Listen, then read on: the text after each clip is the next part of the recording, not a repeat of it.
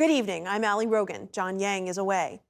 Today marks 1 week since Israel began daily 10-hour tactical pauses of fighting in Gaza City, Deir al-Balah, and Mawasi to allow more urgently needed aid into the territory.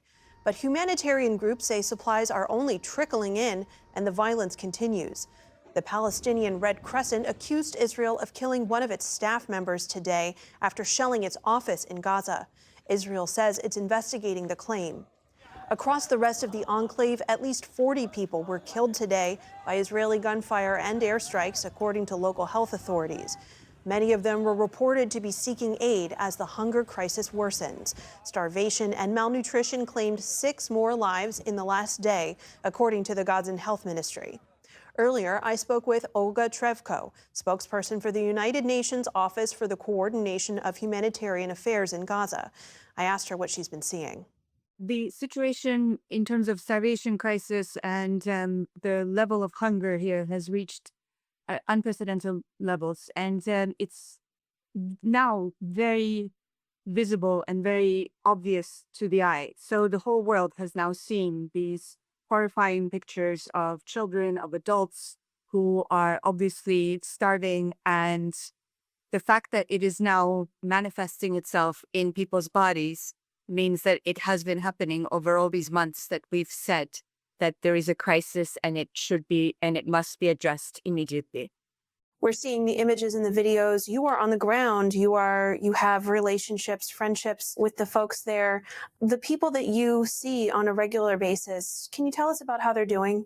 Every time I see my friends or every time I don't see them for a few days and then they come in and I see them, it's really shocking how much thinner they are getting. And this is really everywhere I look. The gaunt faces, the kind of light that has gone out of people's eyes.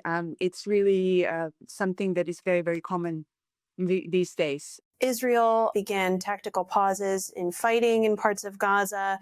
They say it's to facilitate more aid coming in. What has been your experience of those pauses on the ground? And is more food being let in? And is it enough? Operationally, so far, we have seen little change. While there is a slight increase in what is entering in terms of food, medicines, and nutritional supplies and things that are allowed to enter, there is still not enough of aid entering. And the conditions on the ground are such that they do not allow us to use our community-based mechanisms to identify people's vulnerabilities and to distribute the aid to those who need it most. And our convoys continue to face a lot of constraints and impediments. They still take many, many hours to complete. I was on a few missions last week and they were anywhere between 12 and 16 hours, which is still extremely inefficient, given that it takes only a couple of hours to load the trucks with the aid. All of the impediments that you have mentioned to disperse the aid, what needs to change and whose responsibility is it? Well, there are several things that need to happen. One, there still needs to be much more aid entering. There need to be um, lifting of the restrictions on the items that are prohibited. For example, things like shelter are not allowed. So for over 150 days, actually, we've had no shelter supplies entering. And this is making the situation even worse because we have people sleeping in the streets, we have hygiene conditions that are unimaginable, and this is all contributing to the overall crisis. Much more aid needs to be entering in terms of food and medicine. Our hospitals are overwhelmed. The healthcare system is barely functioning. Some hospitals are operating at 200 or 300% capacity, again, with patients in the hallways or in the parking lot. And all the medicine that comes in is immediately allocated, so they cannot have a sustainable operation in any way.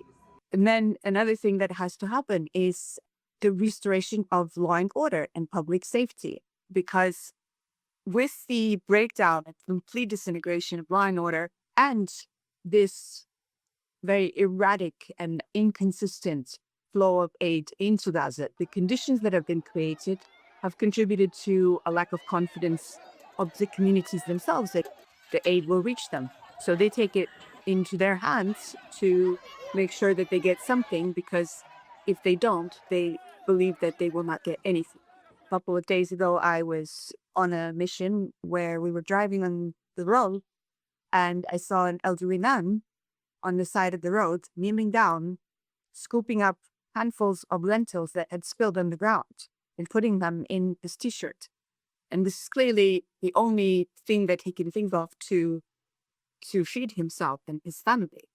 And this is just one of many, many examples of vulnerable people here. Olga Trevko with the United Nations, thank you so much. Thanks so much for having me.